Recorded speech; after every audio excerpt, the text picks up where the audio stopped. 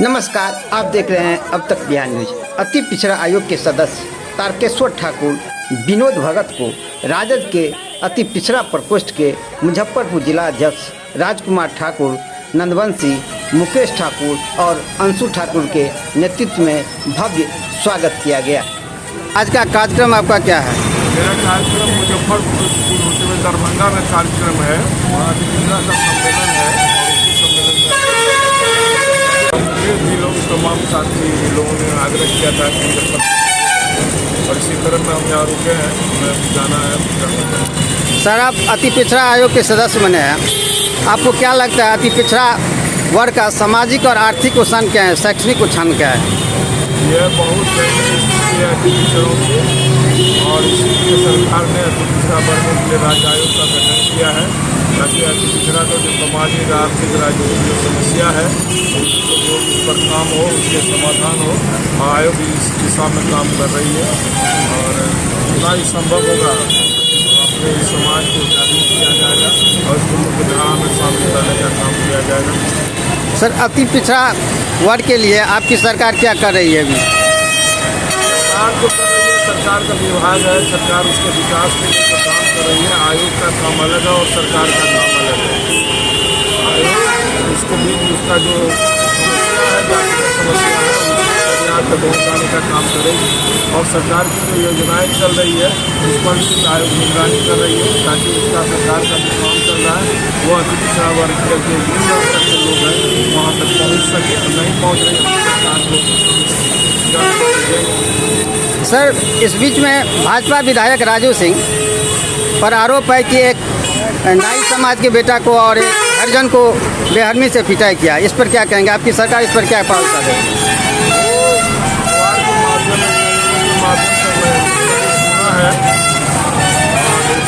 FIR हुआ है। अब जब FIR हुआ है तो सरकार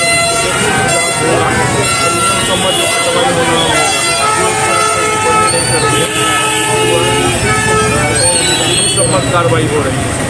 सर, अति पिछड़ा समाज को संगठित होने के लिए आप क्या आह्वान करेंगे?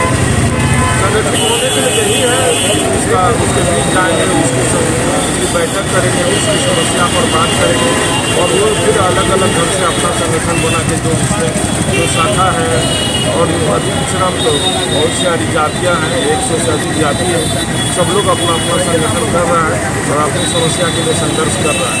हम उसकी समस्या का समाधान सरकारी नियम के अनुसार कैसे हो सकेगा, हम जो कर सकते हैं आयोग के अधीनस्थ होकर करें। सर, जाति जनगणना को लेकर बहुत तरह की चर्चाएं हैं, जो जाति जनगणना नहीं होना चाहिए, क्या है लगता है? सही है, होना चाहिए। क्यों होना चाहिए सर? यह कि सही सरकार जो विकास का काम करता है वो उसके लिए क्या करना है। जिस जाति में गरीब है वहाँ भिखारी लोग हैं, कौन लोग बेरोजगार है, कौन अशिक्षित है, कौन रोजगार कर रहा है, कितने लोग पढ़े लिखे हैं किस समुदाय का, कितने लोग बेरोजगार हैं किस, यह डाटा आएगा। और जब डाटा सरकार के सामने आ जाएगा तो डाटा सरकार उसी हिसाब से उन वर्गों के लिए काम करेगा, योजना बनाएगा और उस तक काम पहुँचेगा। इसलिए वो होना अनिवार्य है, वो अच्छा काम है। तारकेश्वर ठाकुर, सदस्य अति पिछड़ा समाज के लिए आपका आयोग जो है क्या काम करती है?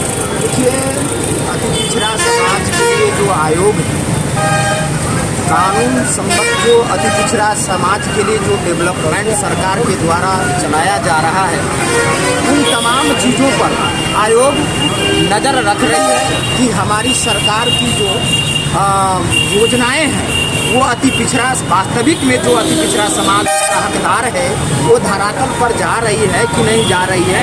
इन तमाम चीज़ों को आयोग देख रही है और आयोग फिर उस हिसाब से सरकार को मार्गदर्शन दे रही है कि अति पिछड़ा समाज में आज भी जो समाज के अंतिम पंक्ति में अति पिछड़ा समाज खड़ा है उसको शैक्षणिक और राजनीतिक और आर्थिक रूप से कैसे सफलता लाया जाए, उसके लिए हमारी सरकार नियंत्रण प्रयत्न कर रही है। और सरकार का कार्य जो है धरातल पर दिख रहा है और हम लोग और हमारी सरकार आयोग के माध्यम से भी और सरकार के माध्यम से भी इससे और तेज गति लाने के लिए सरकार कटिबद्ध है। सर, आपके आयोग के अनुसार क्या अति पिछड़ा समाज को राजनीतिक भागीदारी सुनिश्चित है? निश्चित रूप से अति पिछड़ा समाज में भी बहुत ऐसे समाज हैं जो आज भी राजनीतिक रूप से पिछड़ा हुआ है, शैक्षणिक रूप से पिछड़ा हुआ है, आर्थिक रूप से भी पिछड़ा हुआ है। इसीलिए सरकार ये जनगणना जातीय जनगणना करा रही है कि ताकि हमको बिहार में किस जात का क्या शैक्षणिक स्थिति है, क्या आर्थिक स्थिति है, क्या राजनीतिक स्थिति है, उसके लिए सरकार ये जाति आधारित जनगणना करा रही है। ये बहुत ही सराहनीय कार्य है। हमारी बिहार सरकार को हम लोग धन्यवाद का पात्र है कि इस तरह का कार्य इससे पहले होना चाहिए जो बहुत विलम्ब से हो रहा है, ताकि अगर इस आधार पर जब ये जाति आधारित जनगणना हो जाएगा तो बिहार और देश का बजट इस आधार पर बनेगा कि कौन समाज आज भी कितना पिछड़ा हुआ है और वह उसमें बजट में उस आधार पर प्रावधान किया जाएगा उस समाज को, और उस समाज को विकास में गति लाया जाएगा, शैक्षणिक रूप से, आर्थिक रूप से और राजनीतिक रूप से उसको डेवलप कराया जाएगा। इसके लिए देश स्तर पर, राज्य स्तर पर ये बजट में प्रावधान किया जाएगा। इसलिए सरकार ये जाति आधारित जनगणना करा रही है।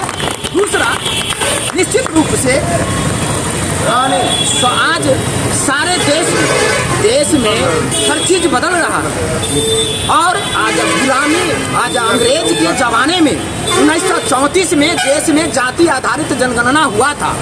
क्या 1934 की जो आबादी इस देश की थी और आज जो आबादी है उसके कई गुना आबादी जब बढ़ गया तो फिर जात का भी गणना तो होना चाहिए ना कि क्या इतने दिनों में 90-100 साल के करीब हम लोग पहुंच रहे हैं, बावजूद भी हम लोग किस समाज का क्या डेवलपमेंट हुआ इतना दिनों में ये कैसे पता चलेगा?